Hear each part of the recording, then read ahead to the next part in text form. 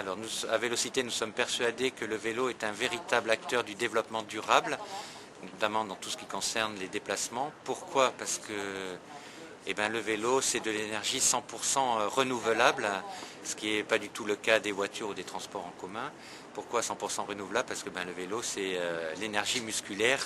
Si on a une bonne alimentation, donc c'est totalement renouvelable. Alors le vélo, ça fait sourire, mais c'est quand même la réalité. On a tendance un petit peu à l'oublier. Et puis le vélo, surtout, ça ne crée pas tous les fléaux de la voiture, c'est-à-dire que ça ne produit pas de bruit ni de pollution atmosphérique. Donc rien qu'en cela, c'est déjà un véritable acteur du développement durable.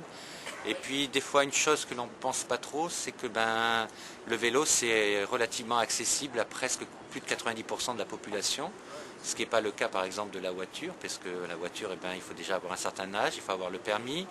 Ensuite, il faut avoir aussi les moyens financiers d'acheter une voiture. Je rappellerai juste qu'un coût annuel à peu près, selon les chiffres de l'ADEME d'une voiture, c'est 6 000 €, alors que le vélo, c'est 100 fois moins, donc 60 fois moins, donc 100 €. Donc là aussi, il y a un enjeu économique derrière. Si on utilisait plus souvent son vélo, on aurait peut-être un meilleur pouvoir d'achat. Voilà, parce que le vélo, c'est économique. Bon, en dehors, après, des aspects développement durable, le vélo a tout un tas d'autres atouts qu'on n'oublie pas. Par exemple, c'est vrai que c'est bon pour la santé.